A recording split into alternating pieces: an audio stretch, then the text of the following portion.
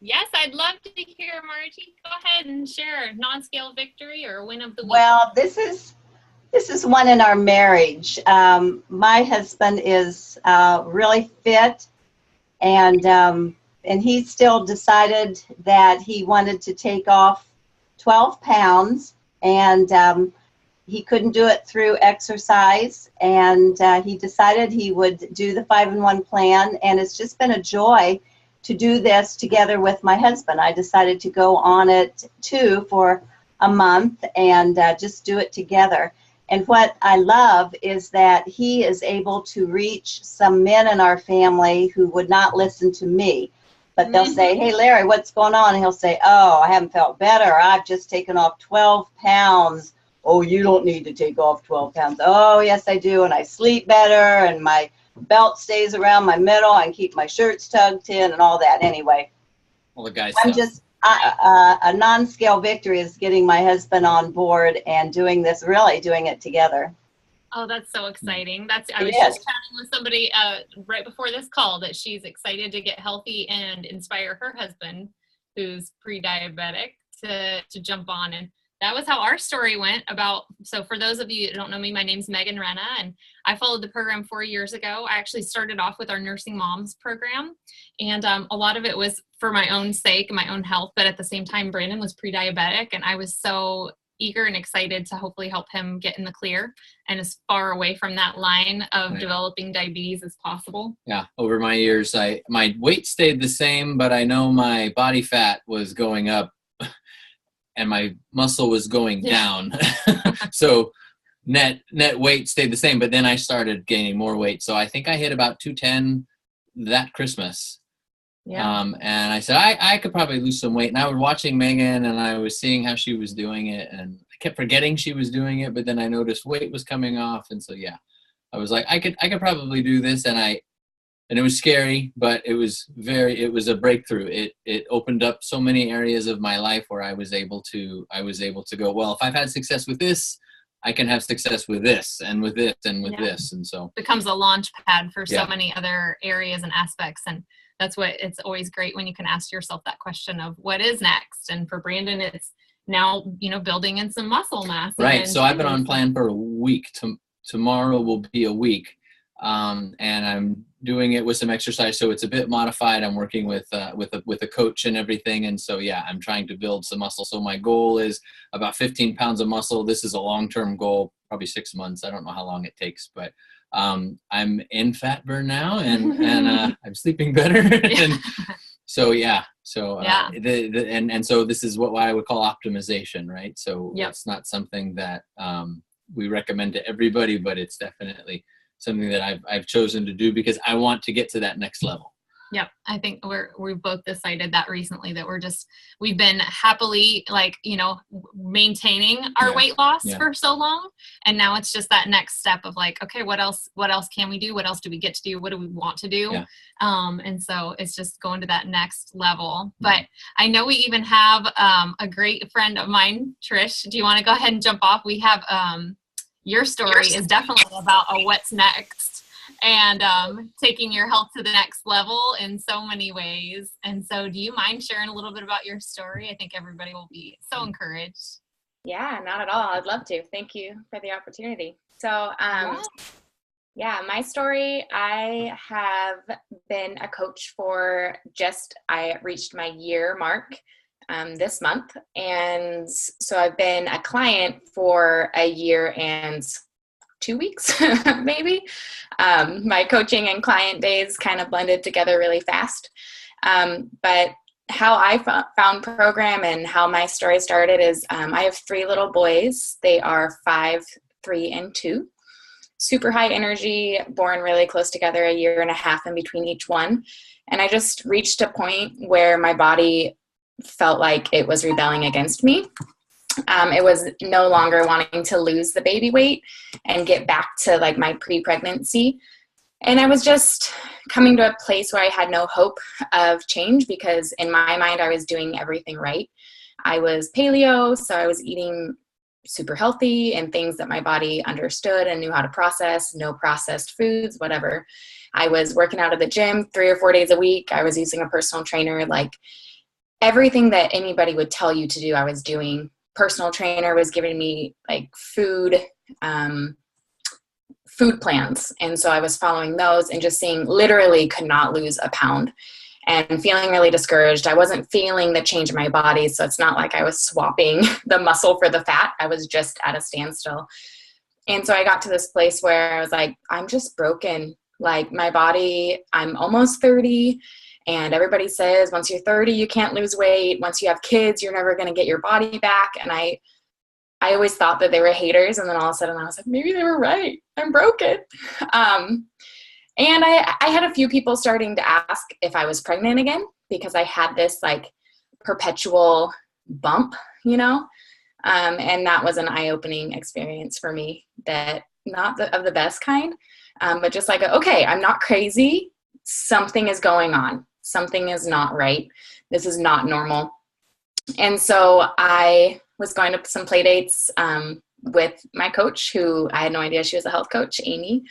And she reached out and invited me actually to a health event. And I was like, I love learning about health. Sure, why not? I had no idea what it was. I had no idea why I said yes. But I think at the time I was like, if my husband can stay home with my 3 boys and I get out for a minute, that's amazing. And so I walked into this Optavia meeting. It was some big thing where, you know, Doug Wood was there speaking. Everybody was like, oh my gosh, Doug. And I was like, I don't know who this guy is. But it was just hearing people's stories ignited a little bit of hope in me. And I wasn't even thinking about my personal health, but I was like, oh, that coaching thing, that sounds pretty cool. Like, I like health stuff. Maybe I could be a health coach. And so I reached out to Amy about that. And then we started talking about my health, and she was asking me my goals. And I was like, girl, that's not possible. Like, I don't got goals. Like, I didn't have hope. I didn't think, that this could really be that answer. So I was super skeptical. I answered all of her questions because that's just the type of person I am. And I didn't know how to not, you know, but anyways,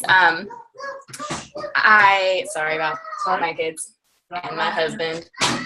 And anyways, so yeah, by the end of the conversation, I was curious enough to give it a try, even though honestly I was super skeptical and I didn't think it was going to work for me, but I felt like I needed closure. I needed to know either, yes, this is going to work for me, and that would be amazing, even though it doesn't make sense in my mind, or no, it's not, and I just need to figure out how to move on with my life. So I started, I was completely shocked. I went from working out at the gym 4 days a week to not working out, which is not what my health coach told me to do. But I took it as an opportunity to just take a break, because I wasn't working out because I enjoyed it anymore like I used to. I was working out because I really was loathing what I saw in the mirror, and I didn't want to live that way anymore.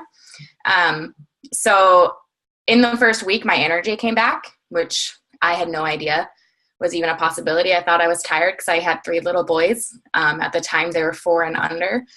And honestly, it was such an eye-opening experience for me to realize, oh, I'm tired because my nutrition is not balanced. And I'm eating all these things that are healthy for me. And I'm doing everything right according to what I know how to do. And to realize that that could happen and that was possible. So I ended up losing 30 pounds in 9 weeks. And my ultimate goal was 20. I didn't even think 20 was possible. I felt dumb setting a 20-pound goal, because that would put me below what I was in high school before kids. So I lost 30. And with that just came like breakthrough and freedom in ways that I didn't even think possible. My sister is 2 years older than me. And so growing up, she was like always really petite. I mean, she still is actually super skinny. And I was athletically built. I was husky. I was strong, you know? And so I grew up with my family telling me, you know, like, hey, it's okay. That's just how your body is. And your sister's so petite. She's so frail and weak. You don't want to be like that, you know? And so, I mean, it helped me feel better at the time, right? But I didn't realize I took that on as part of my identity. And they were saying it out of all the right reasons. They were trying to love me and trying to get me through my teenage years in one piece. But I didn't realize that anything else was possible. So after 9 weeks, I didn't even own a scale still at that time. So I was weighing myself at the gym. And so I remember just saying, okay, I'm going to know, because I don't even know after the 20 pounds, I had no idea how much I wanted to lose. I just knew it was possible to keep going. And so it's like, I'm going to know when I get there. Like, I'll be able to see it. Like, I'll know I've arrived. And I remember at that 9-week mark, waking up and looking at myself in the mirror and just like beginning to cry, because I was like, this is the first time. This is going to make more sense in a second. So this is the first time in my life where I could look at myself in the mirror, like, you know, like naked, whatever. I just woke up. I could look at myself in the mirror and not be nitpicking and not be upset at what I saw, but just be good and just feel awesome in my own skin. And I looked at myself and I was like, hey, that's my sister's body. Like, this is what I was told I could never have and wasn't possible for me. So it was the first time in my life that that I've ever been in a healthy BMI. I honestly thought the BMI calculator was like gypped or, you know, like not right because I'm so muscular, right? And so that was really great. So fast forward, I don't know how much more time I have. I actually didn't look at the time that I started, so you just let me know. But fast forward, being a coach has been an amazing experience for me. I was actually just in a training the other day, and they asked, you know, to write down what has Optavia done for you.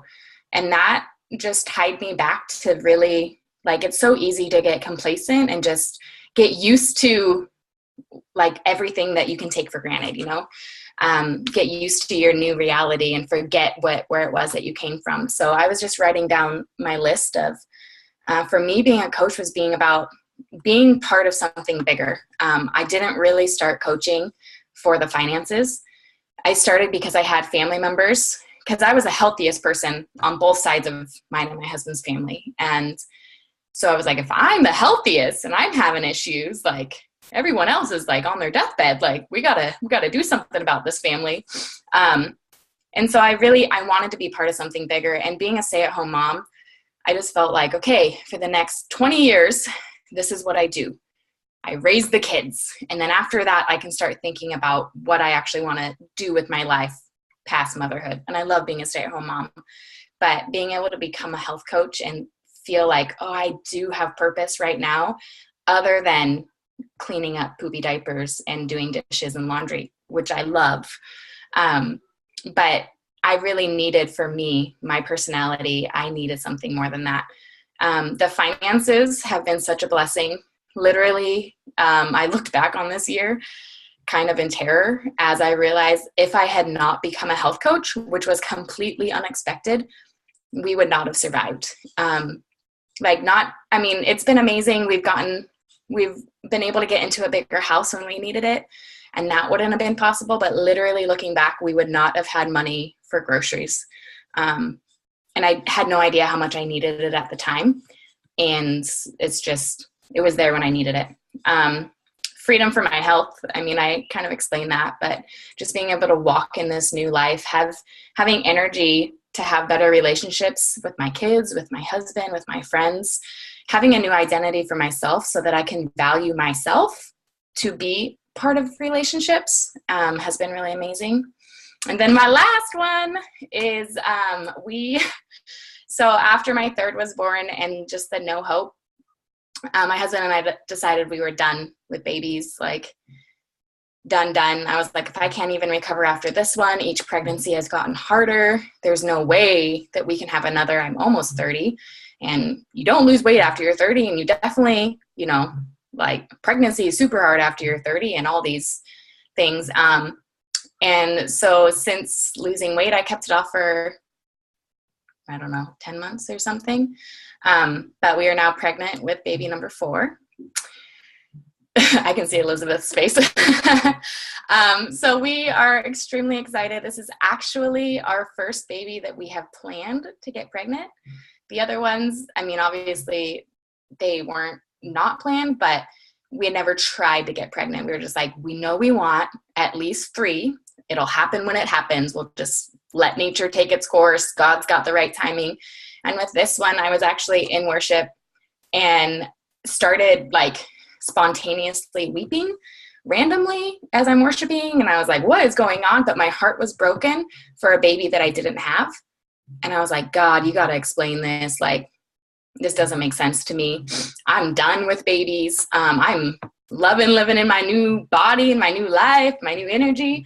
And he just started like really, I guess, changing my identity, changing what I thought was possible, and helped me realize that I wasn't afraid of gaining weight naturally in the normal course of life, but there was still that lie that I was believing of, but if you get pregnant, you have to gain weight because of pregnancy. And then what if that's harder to lose weight after that? And so I was able to, once I realized this thing that was floating around in my head and I could just call it out for what it was, which was a lie, it just brought that freedom to be able to start dreaming again, and talk to my husband and said, hey, I had a really weird experience today. I think I want another baby. And so we were able to talk that through, and we were able to actually sit down and say, okay, if we want a baby, when would we want to get pregnant? When do we actually, like, what month would we want a baby in, which is a weird experience when you've never planned a baby. And then also being able to say, okay, if we want a baby, maybe we should try for a girl. And if we're actually going to plan it, we can actually do things ovulation-wise and timing-wise to maybe get a girl. So we find out on Wednesday whether or not it's a girl. So we're super excited about that. But yeah, just to think of my life a year ago when another baby wasn't even a possibility. We were done, not because we necessarily felt like we were done, but we were maxed. And there was no way that I felt like my body could handle it. And now I'm almost 11 weeks pregnant, 10 weeks pregnant. We did the early blood test for gender, so that's why it's so early. But this has been my easiest, best, healthiest pregnancy yet. And so being able to break off the lie that it doesn't have to get harder, that each pregnancy doesn't have to get harder, it doesn't have to get harder in age. But I started this pregnancy in the healthiest body that I've ever been in. I have not had to deal with morning sickness. I have had energy still, like I'm still running around with my boys. I was jumping on the trampoline with them yesterday, taking them to the skate park, taking them everywhere. Went to Costco today for 2 hours with all 3 boys and just me. I mean, that's like a marathon. So yeah, so being able to do that, being pregnant, forgetting that I'm actually pregnant, except for this amazing baby bump that already forms. But yeah, and still, I haven't even had to go up in clothes size yet, which is like mind-blowing to me. And for me, being able to walk out what I talk about as a health coach in a new phase and say, okay, now I'm pregnant. What does that look like? Like, what does this phase of life look like? And now I get to experience the Nursing Moms program. And I'm so excited for that. You know, like, I'm just so excited to be able to live all of the different, or not all of the programs, but a good chunk of the programs that we offer, and be able to model that for people and show that it doesn't have to get harder, that there is hope, that it might not make sense right now, but, you know, like, we can get back to how our body is meant to be taken care of. So awesome. That's my story.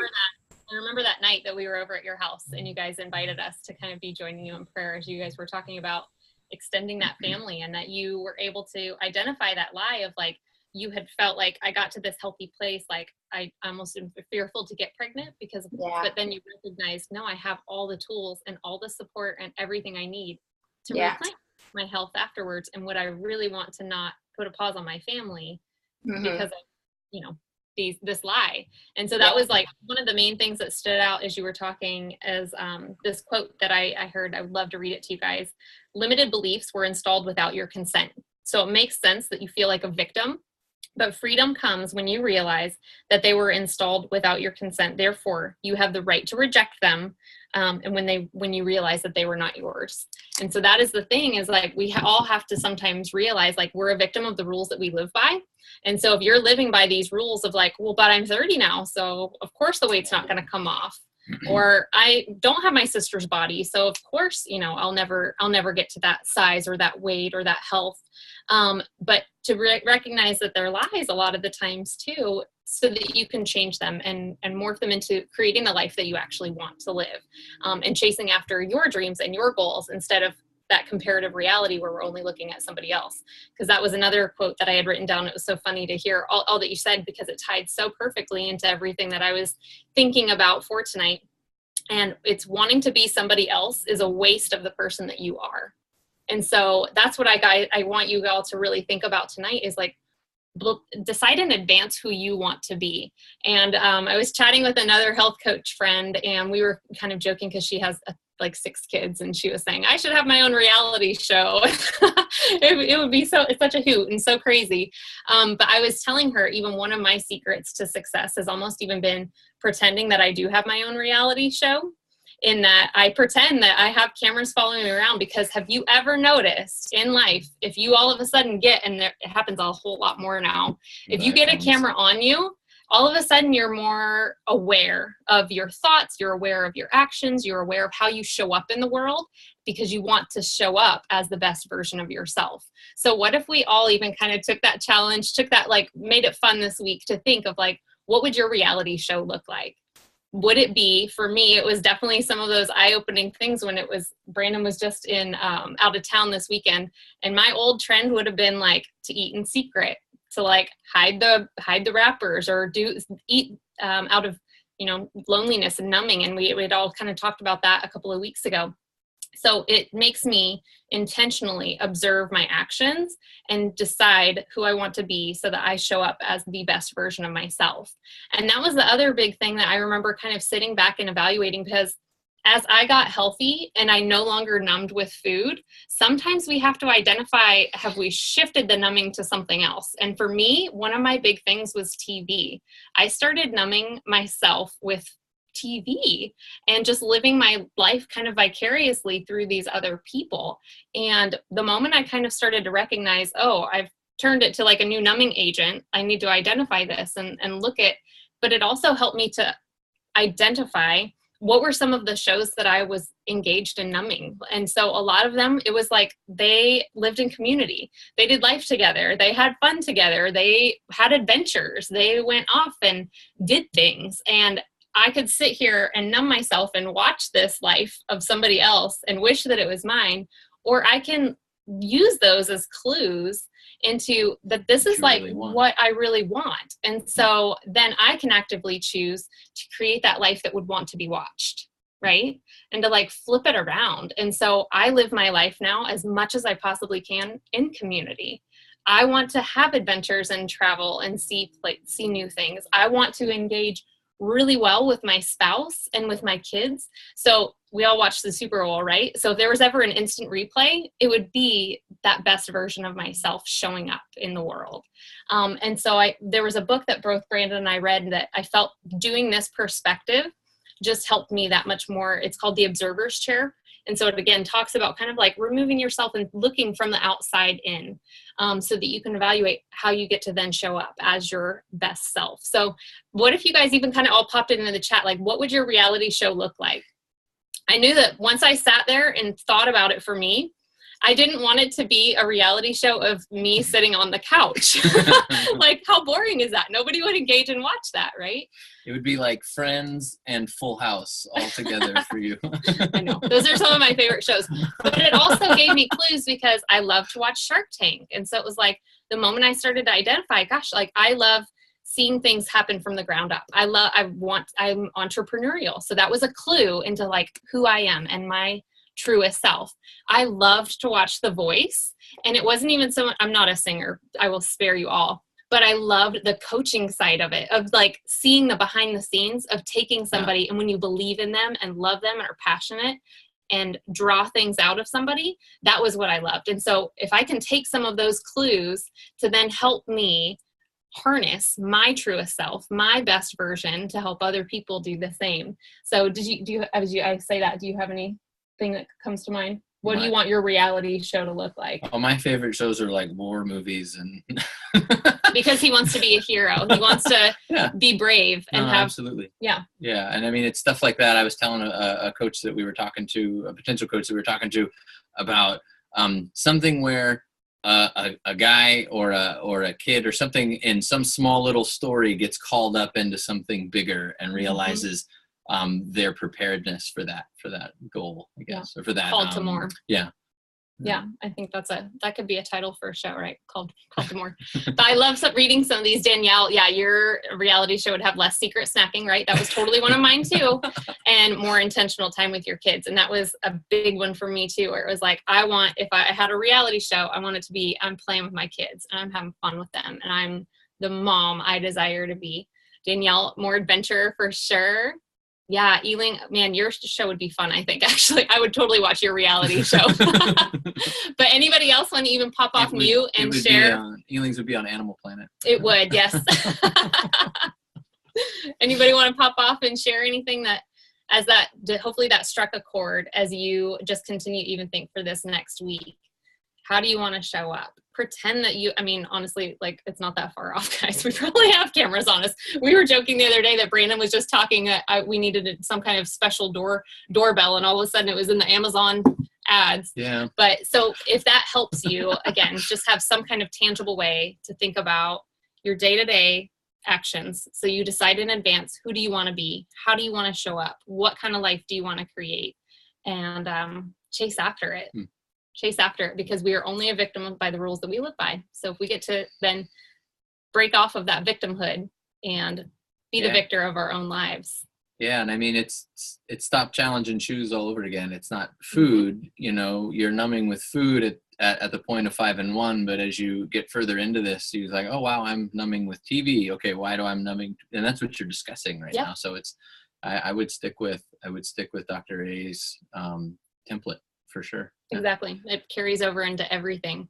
Well, we are at our 6 o'clock mark, but we had so much fun with everybody tonight. Trish, congratulations. Did everybody pop in the chat? Just complete congratulations for expanding this family. I can't wait to celebrate with you. I'm team girl all the way. I'm hoping team girl, but we will be thrilled if it's another adorable boy that you welcome in. So thanks. I think it's a girl, but I've been surprised before. Many times.